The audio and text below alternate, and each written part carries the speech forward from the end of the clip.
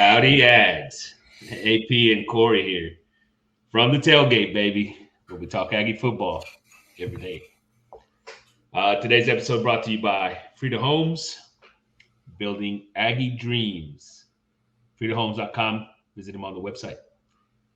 I want to encourage everybody to email us at agstailgate@gmail.com.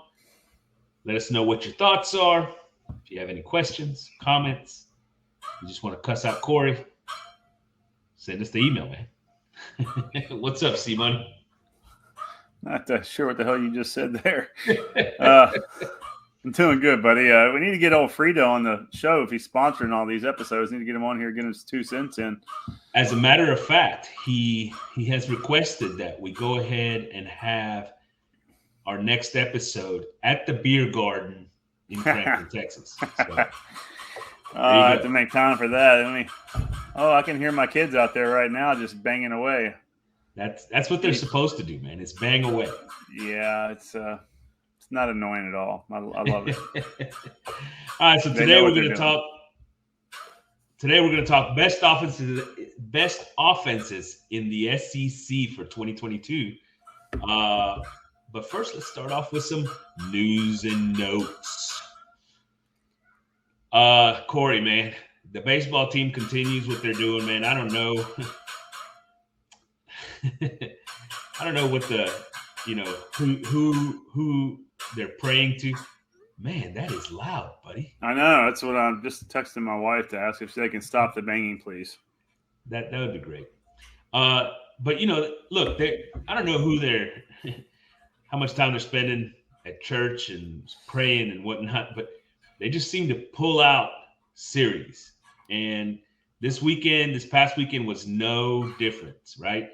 Right. Opening day on Friday, they go and get the win pretty handily, but then to win the series, they need a 2-run walk-off shot by Brett Minnick to win game 2, and that was a game that they were behind substantially early on. And then obviously on Sunday they lose the game, and so they take 2 out of 3 from a good South Carolina team, right? Usually great South Carolina team. Yeah. I mean, they won the College World Series a few times in the last 10, 15 years. Historically a good program. Yeah, it's very surprising, man. I didn't watch the games. I'm looking at my phone trying to figure out what's going on. And for some reason, ESPN didn't follow the college baseball that well. Like, it didn't tell you what's going on in the game; it just shows you the scores. So, the one score I saw, they were down 10-9. Air those games.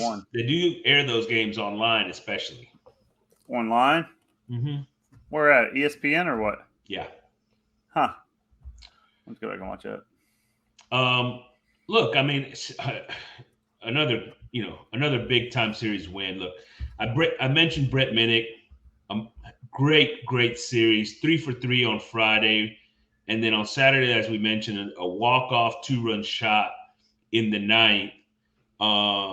Other guys that had big series, Moss, 2 for 5 on Friday, 2 for 5 on Saturday, 3 for 5 on Sunday. Second baseman Targak had a good series, 2 for 4 one night, 3 for 5 the other, 2 home runs in the series. Overall, the bullpen struggled quite a bit, especially on Sunday. And that's nothing surprising. The starting pitching still has been a problem. Dallas continues to struggle as the game 2 starter. Man, he didn't even go 2 innings the other day. Allowed 5 earned, 8 runs total, 5 earned. So, and that's in 1 1/3. I mean, so it'd be good if we could have a second starter that can produce some innings and do keep the team in it, because the bats are alive, right? Oh yeah, it's the same story we've been talking about all year. The offense is carrying us. We have one starting pitcher, and our closer let us down the other night, but we still got the win in the second game. But it's the same story. The bullpen hasn't been there. We don't have a second starter. Kind of worried about what's going to happen. SEC tournament starts here pretty soon. What is this? Our last week? right here coming We've up, got Mississippi State. 2 weekends remaining. We've got Mississippi State, who's 25-24 overall, 9-15 in the SEC, but they're not playing very well. They most recently just lost to Samford. That's Samford, not Stanford, Samford. They got swept by Florida, lost 2 out of 3 to Mizzou. And so, they're not playing real well. They're coming in sort of on a downslide. But State won it last year, didn't they? So, yeah, it's not like they don't have any players. But the way they're playing right now, the Aggies should win this series. And then you've got Ole Miss, who's 27-19 overall, 10-14 in the SEC. So you're seeing sub 500 records in the league, but they just got done sweeping Mizzou on the opposite side. And before that, they lost 2 out of 3 to Arkansas. So 2 series from teams that have historically had good teams and just haven't had very good seasons. Yeah, that's what the season's like, man. It's baseball. You never know. I think they've got a chance. I mean, they've got a chance probably to be maybe as good as a 3 seed in the SEC tournament. Tennessee's definitely ahead of them. Tennessee and Arkansas. Those are 2 I was thinking. I think would be tough to catch Arkansas. I mean, they'd have to lose some games to catch them. But even if you end up a 3 seed, that's pretty good. Oh yeah. Still hosting a regional probably if you're 3 seed in the SEC. Yeah. So baseball team continues to play really well. Still figuring some things out. We'll see how that plays out over the next couple of weeks. But it is exciting because it's starting to point towards hosting a regional, and then who knows from there, right? Yeah, who would have guessed that the way the season started? Nobody. That's crazy. Exactly. That's absolutely crazy. Baseball and basketball, man. Both those sports, slow starts or fast start in basketball. The middle sucked. Baseball, the beginning sucked. Nobody thought we would have gotten anywhere. And look at not only how they started this year, but obviously how bad they were last year, right? That's a team that didn't even make the SEC tournament last year. You know what I mean? Oh yeah. On the other side, softball won a game in the SEC tournament, but now they're going to go off and face Florida, who's number 12 in the country. They're going to Gainesville to play that game. That's today, actually. They're playing right now, I think. And I don't see that season getting extended today. I see the softball team ending their season today to Florida. So, man, I was listening to the radio today, and those guys, Texags, were just bashing that poor shortstop for A&M about all the errors she's made all year and how bad she's played. I felt bad just listening to it. It's like, typical radio hosts. They can talk the talk. Yeah, I mean, it was just, she can't have 30 errors by herself. And I mean, I'm sure she knows that, It's been a bad season. And it has. And, we'll see what changes are made after the season. Yeah. With regards to that program, because they should be competitive in the SEC and they just haven't been this year. Right. Oh yeah. Just a quick note, women's tennis wins over the weekend twice. They're now playing Vandy one more time this weekend in Bryan-College Station. So they play Vandy to go to the Sweet 16, which is in Champaign, Illinois. All right. Yay, go tennis. Go women's tennis. Yeah. Now to football, baby. Football. Just a quick note. So transfer portal notes, basically, we haven't added anybody, but some of the former Aggies, Eric Young, I don't know that we've mentioned it. He ended up at Blinn, which to me is crazy. I think that kid is extremely, extremely talented. I mean, he lost his job to Antonio Johnson at the nickel, and partially because of injury, right? Because that and Antonio obviously blew up, but that was a guy that was getting playing time and starting time, when he showed up on campus, when he wasn't hurt. And so a guy that can play at this level, you would think he'd find a home somewhere in a D1 school, but he's a blend, so I'm sure he'll go from there somewhere else. Hunter, Demas, and Chapman still don't have a home. DeAndre Jackson, the tailback, who early on said that he was going to Nebraska, has now decommitted from Nebraska and going to Oklahoma State. That's going to be a guy, by the way, in the Big 12, man, that can make some noise as a running back for a good school and a good program in Oklahoma State. And they like to use their running backs. So he's going to have an opportunity there. And then obviously they had we talked Hubbard about just a couple of years ago, right? Led the nation in Yeah. rushing or something. Hubbard, absolutely. Yeah. And they use them in the passing game as well, right? They use those guys in the passing game. So he's got an opportunity if he can show up over there and establish himself, man. He's going to have an opportunity to make it to the next level, right? Make an impression. And then I think we've talked about Cup going to Texas Tech, and we'll see if he can stay on the field and stay healthy. But if he does, he should provide a weapon for those guys over there at Tech. All right, so as we talked about earlier, we said our topic today is who's going to be the best offenses in the SEC in 2022. And before we get into the specific teams, the word best offense, what exactly, how do you define that, right? That's an important piece. And so I looked at some different things from last year. And, you can look at efficiency. Now they've got all those measurements for efficiency and all those types of things. Obviously, you can talk about yards per game. And I'm not sure that the best offense is most yards. Points per game, that's what offense is really about, right? It's scoring and getting in the end zone. So maybe something like that.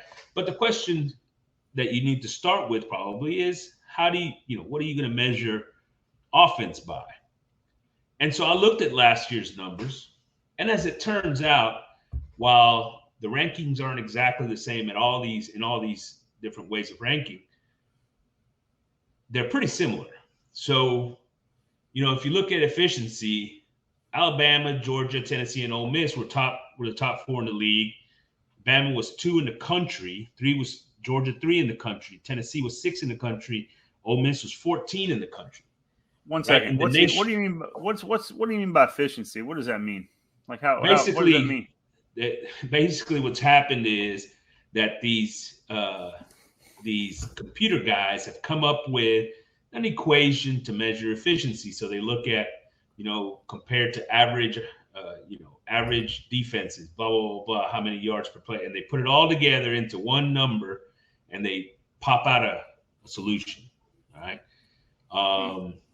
And so, if you look at efficiency, well, it's a way to measure, and it's a combination of different things. That's one good way to look at it. But as it turns out, those same 4 teams that were the most efficient in the SEC were also the same 4 teams that scored the most points: Bama, Tennessee, Georgia, and Ole Miss. So it goes the next group of Kentucky and Arkansas. Kentucky and Arkansas were the next most efficient. They also were the next group as far as scoring points. So after looking at it all, it really, as it turns out, whichever measurement you use, it may not end up in the same order, but the way I want to look at it is sort of groupings, right? And the groupings are generally about the same. So, as I said, last year, Bama was probably was the number 1 offense in the SEC. Whether you go through efficiency or you go through points per game, they held that title. Georgia was number 2, then Tennessee. Ole Miss was 4, Kentucky 5, Arkansas 6, Mississippi State 7, Auburn. Have you heard A&M yet? Not going 8, to further well. Auburn 8, LSU, Florida, A&M, Missouri, Vandy, and South Carolina. I believe that's A&M ranked 11th in efficiency on offense last year. 11th. There's absolutely no excuse for that. We've talked about it a ton. We know the reason for it. I mean, we had poor offensive line play, poor quarterback play. Our tight end didn't have the season we thought he was going to have. So we know where last year ended up, and you're absolutely right. I think if you ask me, offensive line play is the biggest reason for it all. And we've talked about Jimbo's play calling. So let's move on from that. Yeah. Going into 2022, let's start here. What offenses are going to be the worst offenses? They're just going to be bad. Vanderbilt. Yes. Vanderbilt's going to be awful. Yeah, they're going to be bad. I don't know what – I'm not really sure. I think South Carolina's going to be a lot better. I'm worried about Auburn. I'm worried about Missouri. I'm worried about LSU. I'm worried about Ole Miss. The only thing about Ole Miss is that Lane Kiffin's going to find a way to move the ball, right. I think. So let's separate this out because I think I want to go 4 different categories here, right? I want to go bad, which is where we're at. Okay, which is right? Really good, elite. 4 categories. All right. Bad. So three of the really bad. So how many teams are there? 14? Mm-hmm. So how many teams you want to put in the bad? I mean, it's really just a cutoff based off of the fact that you think it's just going to be the sort of the worst, right? It doesn't have to be a specific number of teams, but I'll agree with you, Vandy. And they lost their best offensive player, who's their offensive tackle, who's transferred to Alabama, right? So yeah, they're not going to be good. And they were last, one of the worst last year, even though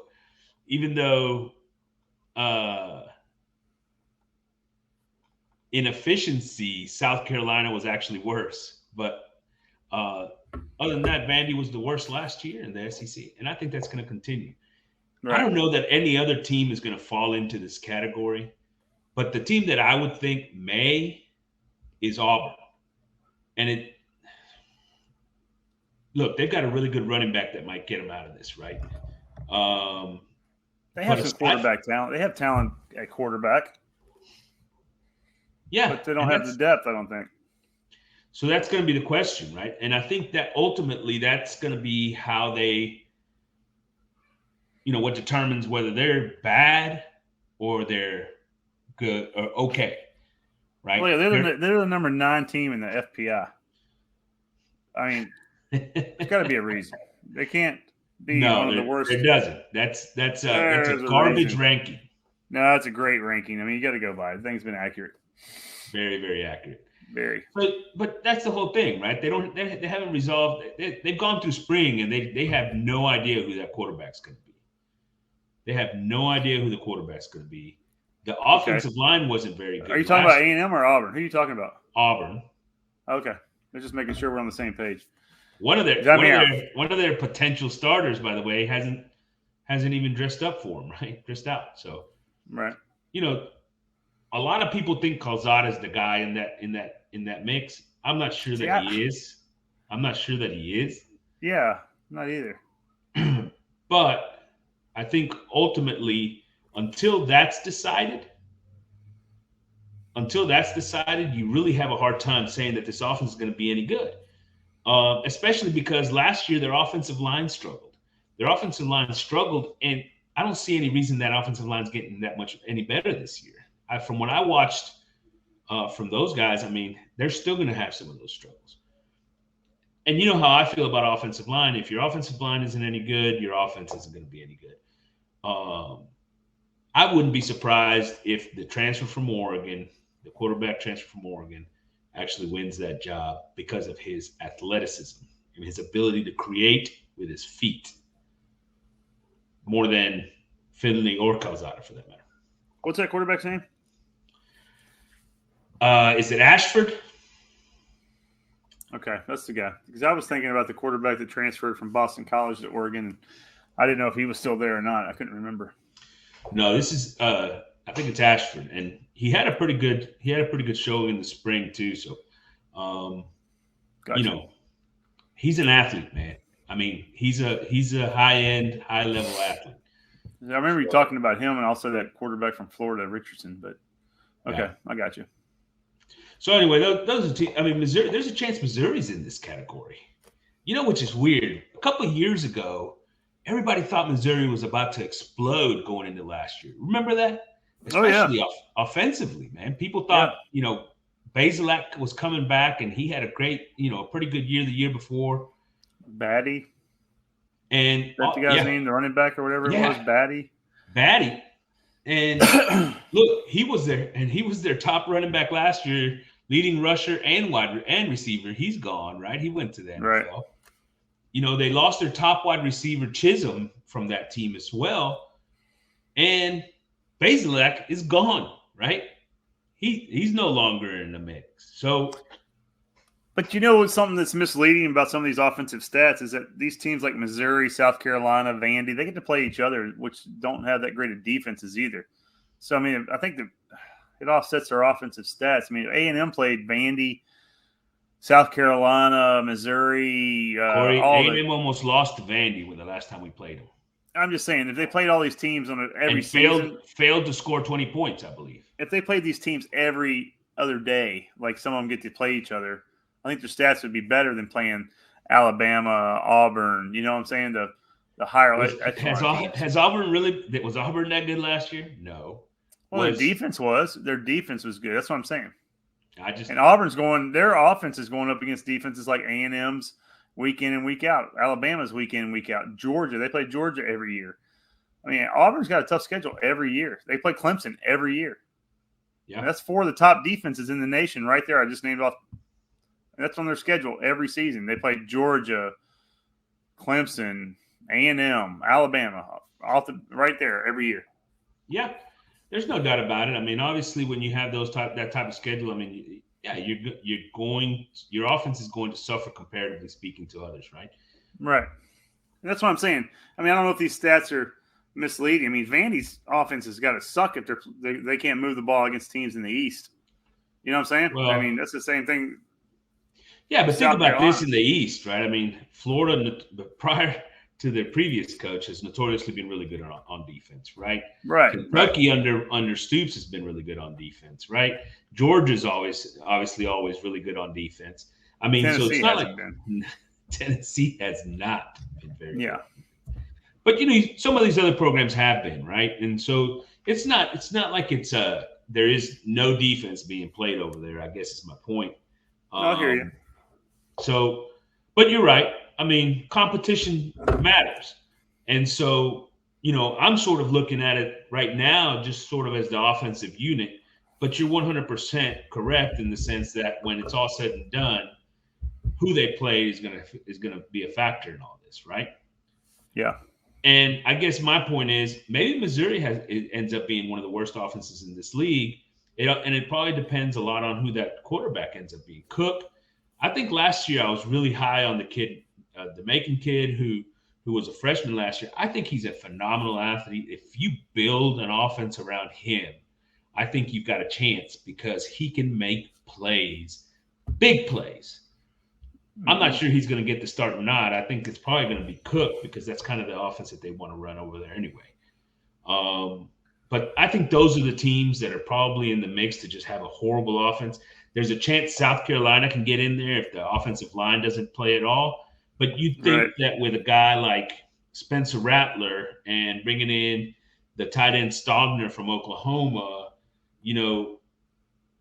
returning the 3 top wide receivers, from last year, even though none of them was extremely productive, having all those pieces to me gets South Carolina out of that bottom rung and maybe into the mix of okay.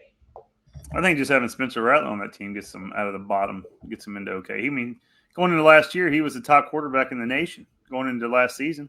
I mean, they were talking about him being the number 1 overall pick in the draft. Oh yeah, he's a 5-star recruit, with all the tools. Yeah. And so he throws a pretty ball. I mean, I watched the kid play. I mean, I was impressed with him as a freshman. I didn't watch that much of him last year. I mean, but I guess he stunk it up. Well, he was undefeated when he got pulled, so maybe he did stink it up. I guess. All right, so what other teams are in this mix? In the okay, we think this offense is going to be good, but I wouldn't say great, right? What other teams do you think are in this category? Well, I mean, of course, I think Florida LSU, Ole Miss, those teams. And I think, I don't know, I mean, A&M is probably the top of those teams. The reason being, I think they have more talent.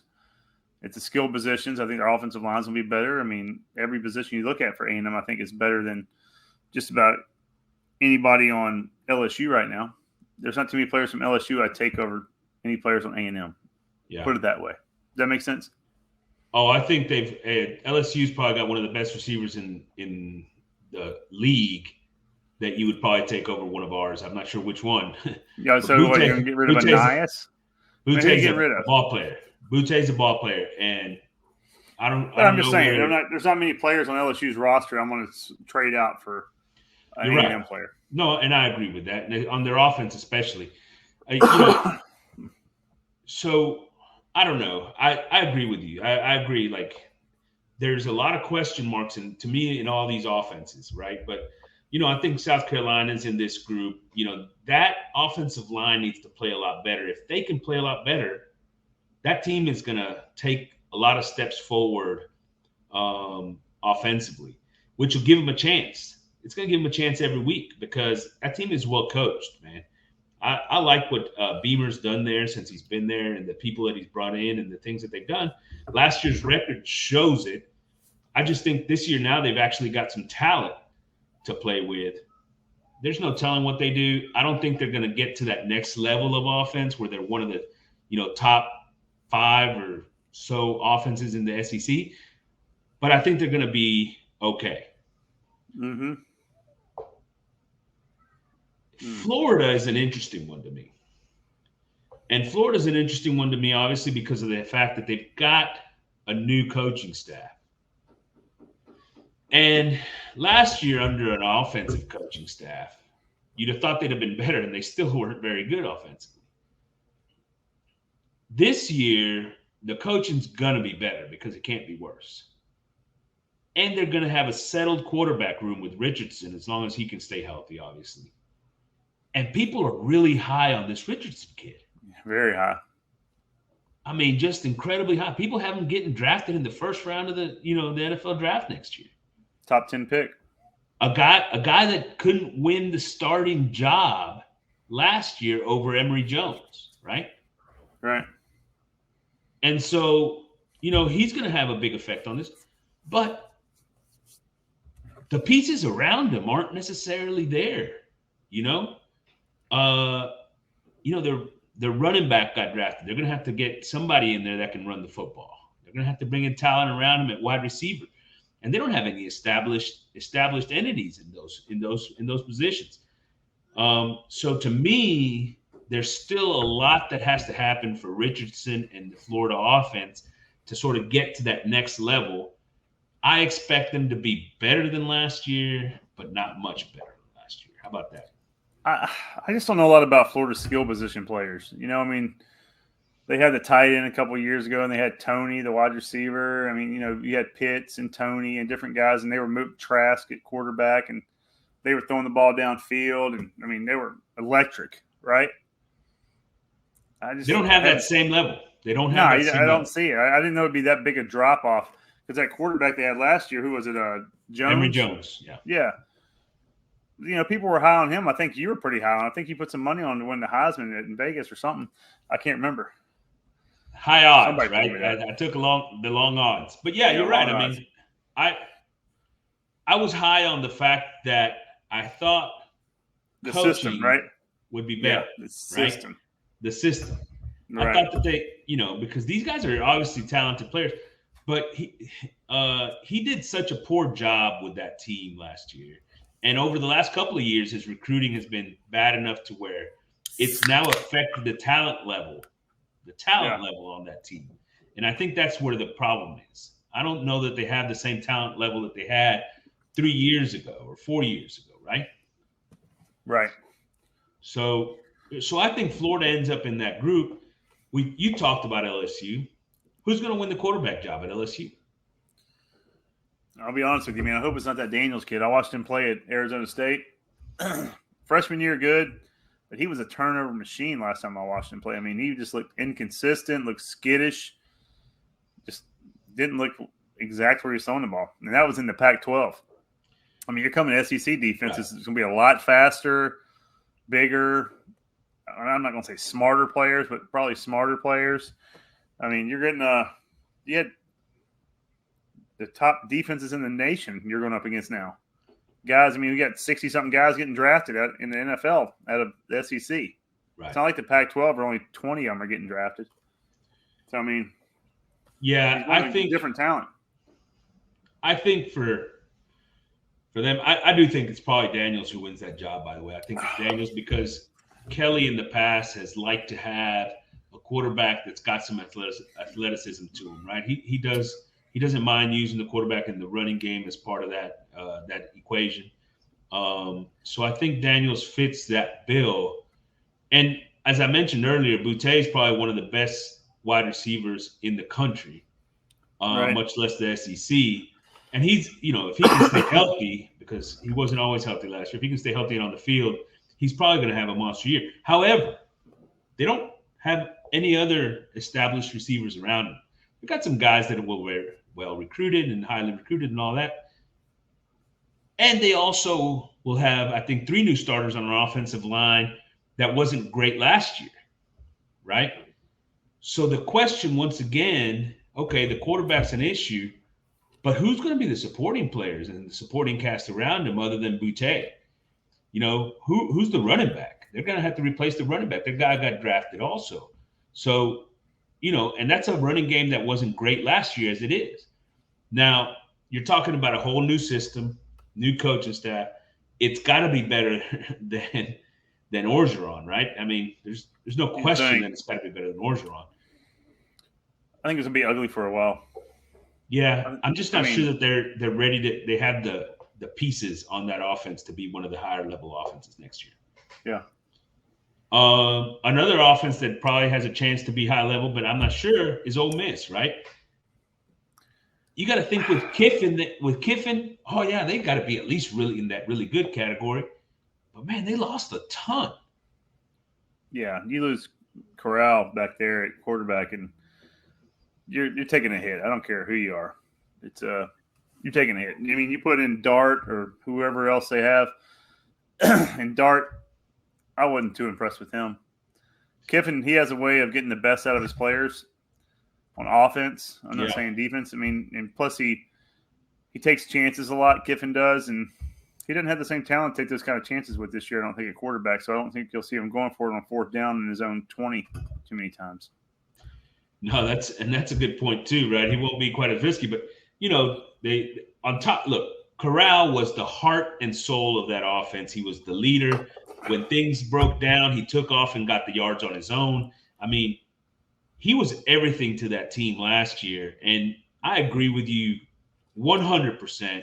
You lose him, you've got to take a step back. And he's not the only one, though. They also lost their top wide receiver in Drummond. They lost, a lot of some of the offensive line guys, a couple of their offensive linemen. So they've got other pieces that need to be integrated into that offense. Now, they do get Ely back at running back. And look, he's a big-time ball player, right? He can make plays with the ball in his hands and in the passing game. So he's a weapon for those guys. And they got a really good tight end in Trigg, who's probably one of the better tight ends in the country coming back. Yeah. So it's not like they don't have any talent. But neither Dart nor Altmaier are going to be Corral. And to me, that's it. That's the answer. Yeah, exactly. It's like when we lost Johnny. Like, we never have replaced him. Yeah. There hasn't been another Johnny. There's not going to be there might be another Corral there, but that's a great point. I'll see it. And here I'm going to transition because here I'm going to bring in A&M. And I think A&M has a chance to be either right in this okay category or maybe in the next category at really good. I think talent-wise, we are walking into a situation where we've got as much talent as anybody in the country when it comes to offensive weapons. Yeah. Right. We've talked about it. I mean, A-Chain is going to be one of the best running backs in the country, and he's a big play machine. Mm-hmm. and from if you listen to Jimbo the other day, they're going to hand him the ball. They're going to hand him the ball, and they're going to give it to him 20 times a game. Is the way he makes it sound, which is great if he can stay healthy and take that load on, right? Because the guy is an electric playmaker. Yeah, I mean, running behind that offensive line, we'll see what happens. I mean, you've been high on them all springtime, and if we can stay there, I mean, I think we're right there with Mississippi State. If not talent-wise, we're probably above Mississippi State. I think we have more talent than Mississippi State. Mississippi State just has a bunch of players that have been doing it together for a while. Look, which you have to give them credit for, but yeah. And Leach has a history of offense.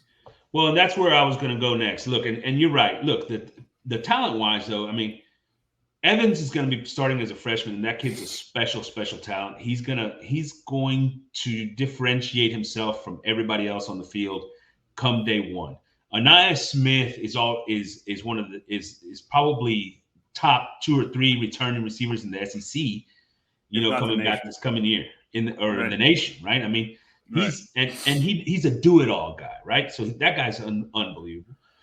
Yeah. Who's the third guy going to be that starts in that group? I don't know. It's going to be Lane. Is it going to be Preston? Whoever it is, one of those guys is either one of those two guys, Preston more than Lane, if you ask me, are really good players, right? That's your third Lane receiver. Over and over. Why does everybody keep saying Lane? I mean, that guy is not showing me anything except for dropping the ball and not running past a 5-yard in. You know what I'm saying? If you ask me, it'd be Muhammad, right? Well, yeah. I think it should be somebody that more guy. Electric. Preston, I like what Preston. He showed last year with those hands, unbelievable, right? So to me, that's the guy. But the Preston point showed being me, was it LSU? Preston went off against LSU. Preston, just give him the ball. Yeah.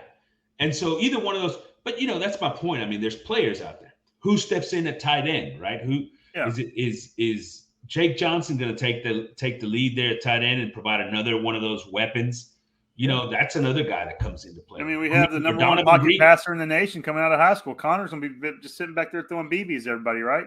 I mean, Haynes and Max will sit back there and watch him say, hey, good pass, Connor, you're doing great. And here's, so when we talk about this offense, look, I think I've said it several times. I think the offensive line is going to be dramatically better than last year. Dramatically better than last year. Not necessarily because of the change in the players, but because of the change in the coach, the offensive line coach. And I think Adazio is going to be 10 times better than Henson, who he's replacing, right? So to me, they've got talent. Foster, Fothery, Robinson, all the same guys we had last year. Is that what you're saying? Trey Zune, and whoever gets the left guard spot, whether it's Aggie, whether it's who's the guy I'm thinking about that started at left guard against Alabama. Trainer. We sat next to his was it Trainer? Trainer. Yeah. Yeah. And so they've got a little bit more depth than usual. I think all those guys are solid. I expect Wyckoff to be in the mix as well. Yeah. All that to say is I think the thing that determines whether this offense is good versus great is Jimbo Fisher. And can he get past his issues as far as play calling? Can he start to create separation and big plays? Can he be aggressive with some double moves? Can he do some things with – He doesn't do any rubs. He doesn't do any rub routes or anything. He's not going to do that. That's just Jimbo. And so that's the question, right? Can he start to do things that are going to create space for all the talent that he's got on offense, as well as create big plays for all the talent he's got on offense, right? Yeah, he's got to learn. I mean, he's got to try something different. Yeah, we'll see. We'll see if that's the case. And I don't care who the quarterback is. If he does that with the level of talent around him, that quarterback is going to be successful. Right. If it's Johnson, we're probably looking at more of a sort of ball control, very sort of underneath, a lot of underneath routes and plays and things like that. I think King gives you the big play threat a lot more. But that's my opinion. So we'll see. We'll see what happens. I think it's a Jimbo thing, though. What about Connor? What did you say about him? I think I said Connor's going to redshirt this year. All right. You don't put baby in the corner. I don't like that. You don't put baby in the corner. I agree. So, right. Going from there, now we're talking about the offenses. Okay, so that's the offenses we think are going to be okay in that okay group. Let's step it up. You say okay group. I think A&M has a notch above the rest of that okays. I think they're right there. Okay. A little bit above that. I'll just say because this. of talent, just because skill positions, what you said about the offensive line. I agree with you. Talent-wise, they are. Go look at the production for these offenses since Jimbo's been here. Yeah. And they've been middle of the pack in the country, middle of the pack every year, pretty much. And I have to go back and look. I can't remember what they did with the last year of 2020. Mond. What did Mond do? Ball did they control. Go higher? Were they higher that year or not? Because I figured they had to be because they were running the ball. A little bit higher than they had been the year before. Yeah, a little bit higher than the couple of years before. And they were more efficient on offense. They weren't turning the ball over. That's a big still deal. Not explosive, by the way. Still not explosive, right? No big plays. Not many. No, not at all. And this category to get into, and most of our big plays come from the running game because it's A-Chain or Spiller or somebody breaking one, or Kellen Mond or somebody making a big run. And so that's my point. I think to get into the really good offensive category, you have to have the big play threats. You have to have the ability to create those plays, and we haven't yet. I'd like to see that. I hope to see that this year with King. Now, you say that's for a good offense. In Mississippi State, they throw the ball out, but they don't throw the ball downfield a whole lot. They dink and dunk you to death. Yeah. I'm talking like it looks like A&M's offense. You're sitting there, and they don't even try to run the damn ball.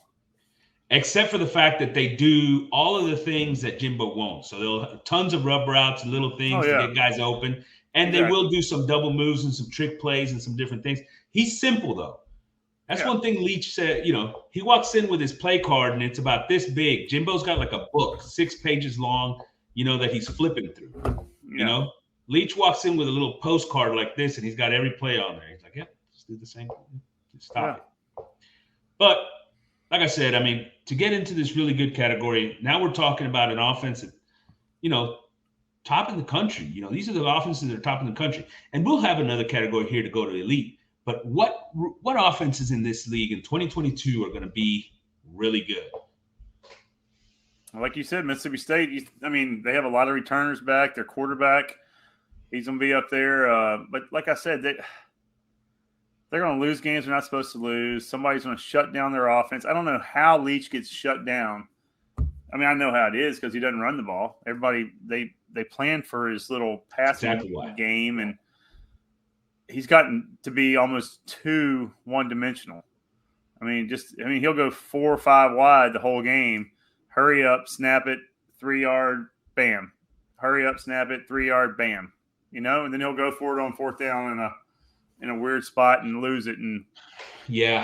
But you think their team's going to score a lot of points, but they don't score a whole lot of points.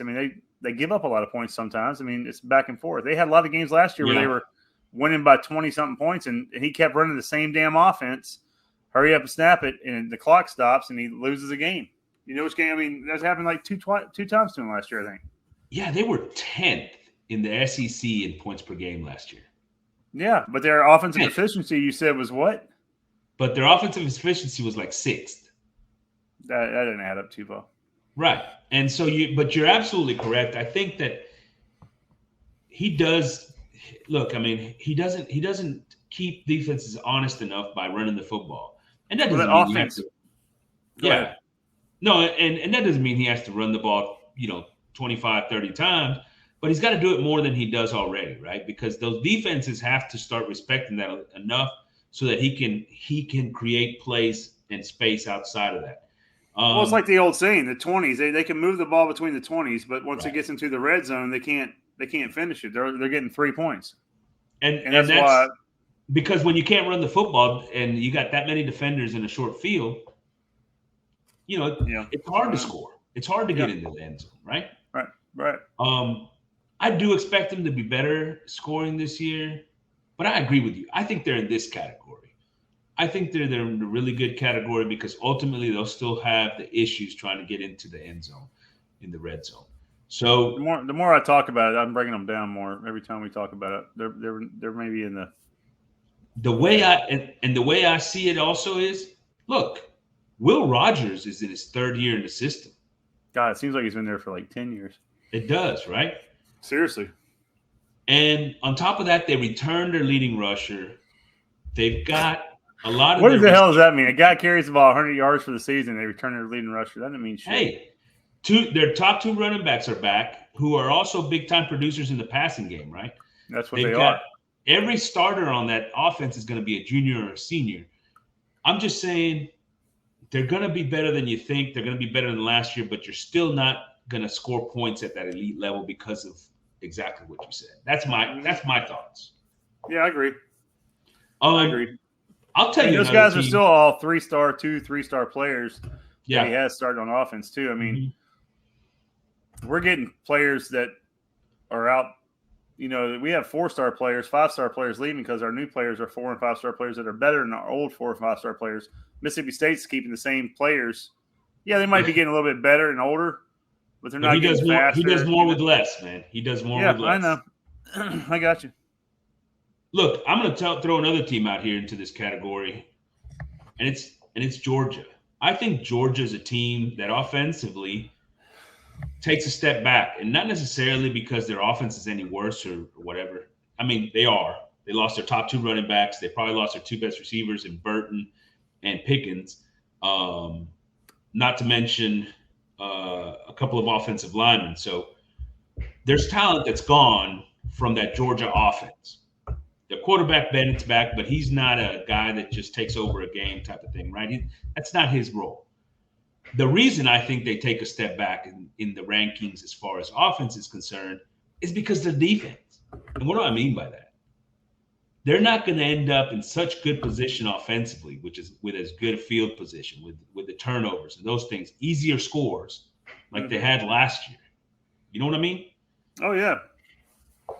I didn't think their offense was that great last year, to be honest with you. I mean, I didn't think they moved the ball that well. I mean, it wasn't awful by any means, but they didn't excite me. I thought, the quarterback didn't throw the ball terribly, but he didn't throw it great. It wasn't like, man, this guy's a future, Heisman, All-American. Nah, I didn't see that. The running backs were good. The offensive line was strong. The running backs were good, and both of them were gone. Both of them got drafted. That tight end, Bowers, that kid's a stud. I'm not going to lie. Bowers is a stud. I'd get the ball to that kid every chance I got, man. I mean, what he did. And they've got two other ones. They've got two other tight ends that are good. Yeah. You remember the kid from LSU, that transfer from LSU, Gilbert, that was a 5-star kid coming out? He's supposedly going to see if he can stay on the field. And they've got a third guy, and I can't remember his name, but he's another highly ranked that played a ton last year, right? Yeah. They're going to have to find ways to get him all on the field. Dude, they've been recruiting like crazy there for the last so many years. They've got talent. Sure. I mean, whatever they have on offense is probably more talent than what we just talked about in Mississippi State.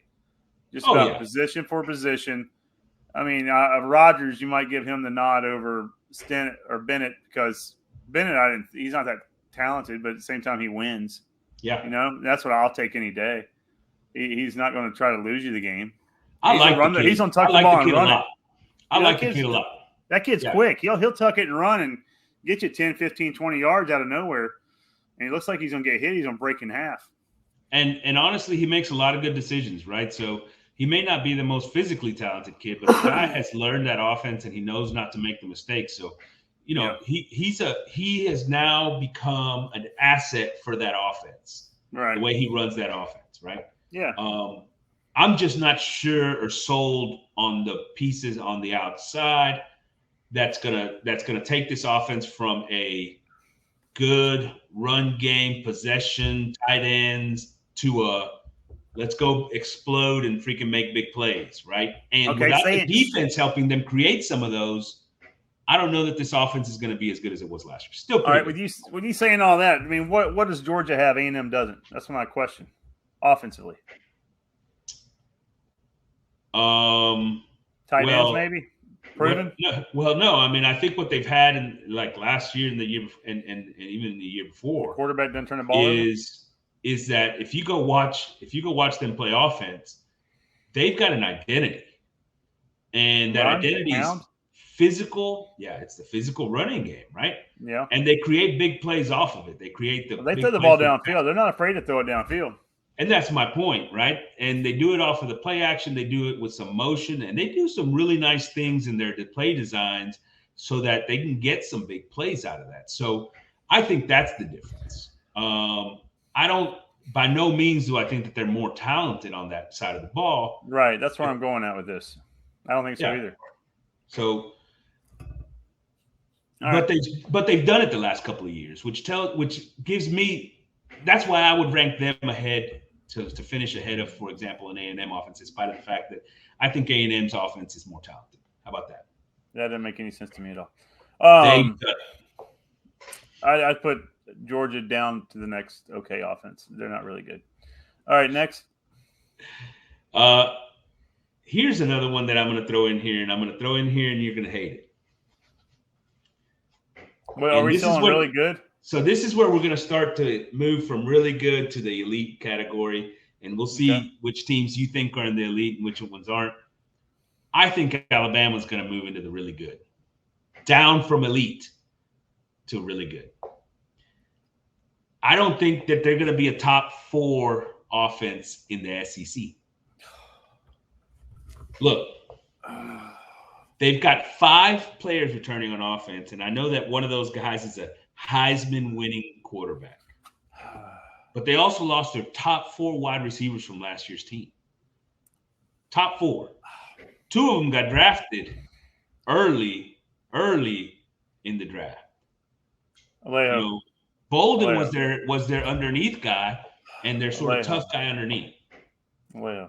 They lost their tight end Billingsley that's playing at Texas this coming year. I have a question for you, Leo. Uh-huh. Georgia just lost how many players in the NFL draft from their defense? A lot? A lot, yeah. Is their defense going to be bad next year? No, but it won't be the best in the country. It's going to be up there. Trust me. It'll be up there. Alabama lost a lot. They're going to be just fine. Alabama's offense is going to be number 1 or 2 in the SEC. Mark my words. They're probably going to win the West. They'll be right there in the hunt for it. So they may win the West, and I don't think. And their offensive line is their biggest. I'm more worried about their offensive line than I am their skill position. Skill positions over there, Saban's going to find guys. He's got a kid from Louisville coming in at wide receiver, a kid from Georgia coming in at wide receiver, a kid from Georgia Tech coming in at running back. I mean, they're going to be fine. Don't worry about that. What's the offensive line? I'll take the bet. What bet? Won't be top 2 or 3 in the SEC in offense next year. Oh, yeah. Scoring offense, points per game, won't be top 3. Efficiency. I'll take the bet. $100. Mark it down right now. Done. Mark it down right now. Done. Smart. And I'm telling you this. They've gone and transitioned from wide receivers to wide receivers to wide receivers over the last 5 years, whatever, and they'll continue to do whatever, and they're still the best in the country. They aren't where they have been those last couple of years as far as replacing these receivers. They're not. Because every one of these teams and groups that have been into the next, they've gotten reps. Those groups have gotten reps and have produced the year before, and then the next year taken over. They'd already shown that talent. Mechie was a big-time playmaker 2 years ago, right? I mean, Waddle was a big-time playmaker 2 years before that. All these guys had shown that production already before they took over. What's his name? Williams hadn't shown any production at all last year, and he comes in and he was a first-round draft. He did at Ohio State. He didn't show that much production at Ohio State. No, not until he came not here. That much. He was almost a bust. They were talking about. And he came under Saban. I'm telling you, that they're going to be just fine on offense. Everything's going to be just fine. I expect you're going to have to do the whole Aaron Rodgers. Everybody just calm down, relax, just relax. Hey, God, offensive line is not as good as it has been historically in the last 10, 15 years. Mm-hmm. The running back, they had to go get a transfer from Georgia Tech. Does that tell you something? Yeah, the kid does that tell you something? That kid must be really good. How does Alabama not have talent that they've recruited at running back? I'm sure they do. Alabama, who is supposedly running back Man, Are I'm you telling telling you, me? if the top Are you players telling come me? out there and say, "Hey, I want to come to your place now. I'm tired of being at Georgia Tech," I'm gonna take them. Listen, and he automatically gets handed the reins as the starting running back. What is Yeah, up with that? To me, that's a he deficiency must somewhere. be good. No, he That's a must be deficiency that in good. You're seeing, somewhere. you're reading into it way wrong. The kid must be that good. And here's the other thing: all those other receivers that came up, other than Jamison Williams, they all came up through the system, didn't they? Yeah, they So were now all all of a the sudden, system. You're talking about the every system that every recruits year, all of a sudden, 5-star he's got wide a. receivers. It's all transfers at wide receiver. Are you really kidding me? I'm not worried about those guys transferring in. I I'm expect not this either. team to take a step back 100%. You're crazy. Because those wide receivers aren't the same level of talent as the 6 guys they've had drafted over the last 10 years. Maybe not those 6 8. guys. Those 6 guys were freaking elite. Those 6 guys were freaking elite. That's what made this offense elite. Those 6 guys, the those 8 the guys. guy throwing the ball made it elite also. The guy calling the plays made it elite. The guys blocking for him made it elite. Hey, you remember where Alabama makes their money? It's a lot easier job for that guy throwing the ball. Money with the offensive line. A lot easier job for that guy throwing the ball when those guys are all open all the time. All right. Oh yeah, I agree. Yeah. So we disagree about Alabama. We've been disagreeing about Alabama for next year. Yeah. There's a couple more teams that are still left here. And I think these are the elite offenses in the SEC this coming year. And it's Arkansas, Mississippi State, Kentucky, and Tennessee. Arkansas, who? Mississippi State. Mississippi State, not Mississippi State. We already talked about Mississippi Arkansas, Kentucky, Tennessee. Those are the 3. Tennessee's my top offense next year. Tennessee is my top offense. I like what they're doing there. I like the way he mixes up. He's got a little bit of Lane Kiffin, a little bit of Mike Leach, and a little bit of Nick Saban. And he's not afraid to run the ball. You know what I'm saying? I like what he does out there. Kentucky. Hendon Hooker, my friend. Hendon Hooker. That's the guy I'm putting on my money on to win the Heisman this coming year. Hendon Hooker. Or CJ. Kiss of death. Kiss of death. That could be the kiss of death. But you're right. Emory Jones or anybody like that this year? Who'd you say? Arkansas? Arkansas, Kentucky, Tennessee. Arkansas, they have a. I mean, I love what he does with the offensive line there. I like the running game.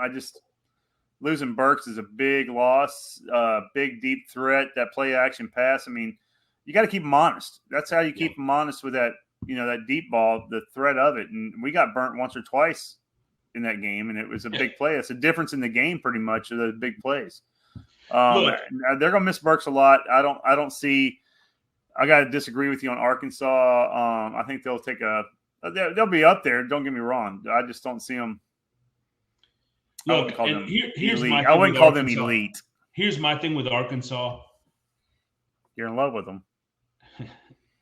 Jefferson, I think Jefferson is an incredible talent. Right? I do. I think he's an incredible talent. And as long as he's healthy, those guys will move the ball on everybody and anybody. They've got an identity of toughness and physical nature to that offense that nobody's going to compete with.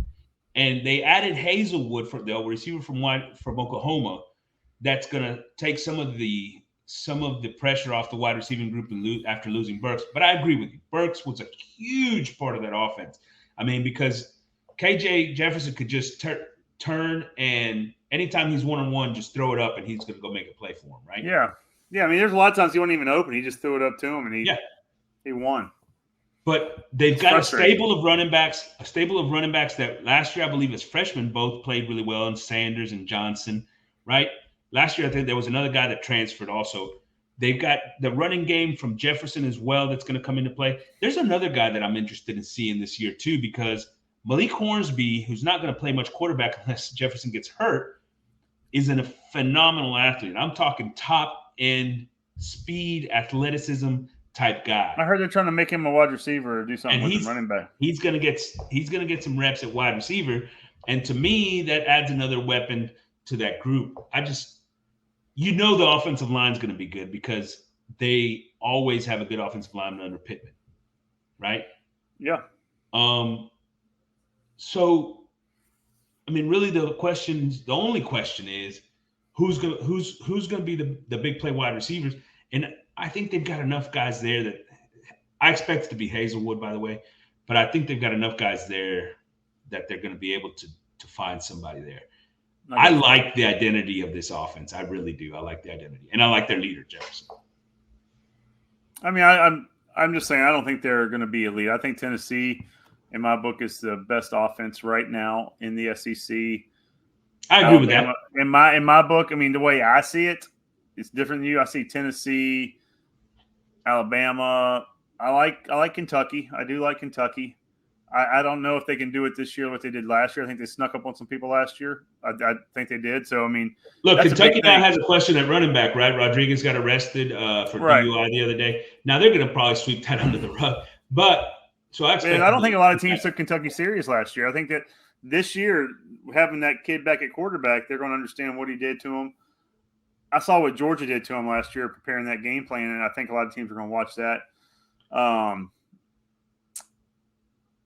I think Levis takes a step forward this year in Kentucky. I think he becomes the Matt Corral or whatever of that team with regards to that offense. I do. I think he takes a step forward for that team, and I do believe that offense is gonna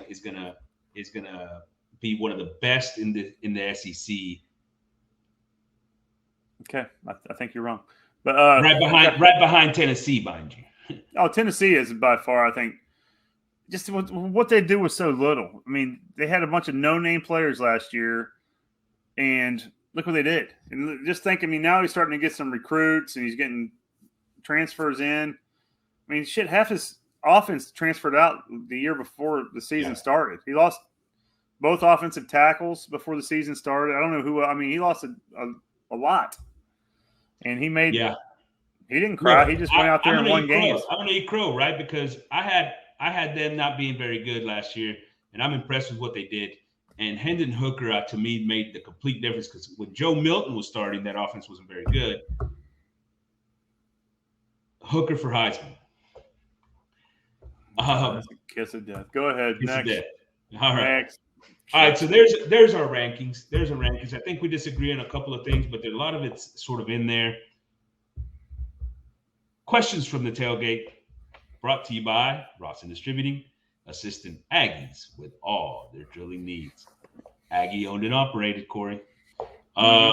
Before we get into the questions, I just want to thank some guys that have our subscribers on YouTube. Thanks, Alex Smith, for listening and commenting on YouTube. Terry Williams subscribing as well, showing some support out there. Thanks to Lost Aggie 66. Fabio Ramirez, Ricker Henson, Dodge, Nuking God, Dale Butler, Michael Taylor, Phil Rosser, all supporters of the podcast. As we get more names in there, we'll continue to announce some of those. One of these supporters, Mark Nem, asked, "My NFL team just picked up an Aggie pretty early in the draft, and I'm curious, what did the Steelers get by drafting DeMarvin Leal?" Corey, what do you think? Dude, they got a stud. We talked about it, I think, last week or the week before last after the draft. That's a great situation for Leal, and it's a great situation for the Steelers because he's a big defensive end that can, he can play the 3-4. He can take on blockers to free up those linebackers like the Steelers want him to do. And guys like Watt and their other speedy linebackers can get to the quarterback, get in the backfield. And I mean, he's not going to get a lot of stats. He won't show up in the books, with a bunch of sacks and tackles. But it's the stuff that if you see Watt and them getting a lot of sacks, that means he's doing his job. He's getting in there, taking on 2 or 3 blockers, and allowing those guys to get free. So I think it's a great pick. I think you're going to be very happy, and as long as he can control his weight and stay athletic, because they weren't sure if he needed to lose weight or put on weight for where he's going to be in that position because they weren't sure about where he's going to be. Mark, I think it's the perfect fit, by the way. I think he fits perfectly in that 3-4 defensive end position. Now, mind you, if it was a 4-3, he could play inside, outside kind of situations and all that. But I think he's a perfect fit over there in Pittsburgh, who obviously has been very well known for developing talent at the defensive line position and up front. I think for him, it's the perfect fit. I think and I think the Steelers are getting a steal there. To me, he can create that pressure from the inside. on top. Now, is he going to have double-digit sacks? No, but I do think he can have 7, 8 sacks even as a rookie, creating pressure from that defensive end spot because he's quick off the ball and gets penetration when he wants to. But even more importantly, he's going to help control the offensive line and the running game for that defense. So that's the big thing. So I think he's a perfect fit for that team and a great get in the 3rd round. I'll tell you, the Pittsburgh Steelers have become a little pipeline to the NFL for Aggies. They got a few Aggies over there. I'm interested to see how they use Tyree Johnson and see if they can get him in some pass rush packages, right? Because that's a strength of his. Yeah, I like it. I think that like them both. All right, yeah. So question number 2, going into the season, Young's expected to be the best quarterback in the SEC. Rodriguez, maybe Bigsby, the best running back. Boutte, Tillman, wide receivers, maybe Anai Smith. Any surprises in these positions? Let's start at the quarterback. Surprise. Who's that may be the best quarterback in this league when it's all said and done, other than Bryce Young? Hooker. We've already talked about that. I mean, that's either him or Connor. I mean, it's one or the other. I'm not sure yet. We'll see what Connor does. All he needs is a chance. You give him a chance. Kid's number 1 pocket passer coming out of high school. I love it. He's got weapons. Let's go. I love it. How about running back? How about running back? Any surprises at running back? Achane. It's not a. Hey, look, Achane. I think you're absolutely right. He's got a chance to be the best back in this league if he's getting the ball 20 times, 20 or so. When like Jimbo sort of implied the other day, right? I do think he's got that sort of talent. I've got to go back and watch some tape on this kid from Georgia Tech because I want to see what the hell they're talking about. I don't remember him at all. And they're talking about he was all ACC. He's got world-class speed. And he's kind of a scat back. He's got to be because I don't remember him at all. The other guy is Evans at Ole Miss. I mean, Evans obviously a big 5-star recruit coming out of high school. He had all the drama going from one school to the other and the other and the other. And so he transferred now from TCU over to Ole Miss. I think he's going to be a big part of their offense and take over for the guy that left. I expect him to have a really good year, but they don't have the quarterback in the passing game to sort of open it up for him. Yeah, it's not going to work. I don't like it. How about wide receiver? Anybody going to stand out? And the more you talk about that kid from Arkansas, the transfer from, I kind of like that and see what he does. Of course, I like Anias. I like our freshman. Evan Stewart. That's a great call right there. Evan Stewart. He's got a chance to be big. He won't be the best wide receiver in the league in year 1, but he's gonna be up there, man. It's going to be somebody from Alabama because Saban's going to throw the ball around. Young's, if not the best quarterback in the nation, he's one of the best, and he's going to find a favorite target. So I don't know who it's going to be yet. He's going to find one, and so. It could be Burton, right? It could be Burton, the Georgia kid. It's going to be somebody we're not thinking about. Hazelwood at Arkansas, they like to get their wide receivers in a good position one-on-one with the running game, and all of a sudden you got some opportunities there. And then we mentioned him earlier, the tight end from Georgia, Bowers. I like him a lot. He could be one of the best, receiving entities in the league. That guy's for sure. A force. So. That guy's he's just a hoss, dude. Go ahead. What else you got? Corey, that's today's show, baby. Oh, that's it? That's today's show, baby. That's a solid hour and 8 minutes, man. Solid hour and 8 minutes. That's a little long for us, a little long. Yeah, good job. People get tired of listening to us after about 10 minutes. So. Yeah, 15. Yeah. All right, Giga Aggies. AP, Corey signing out from the tailgate, man. Adios. Later, brother.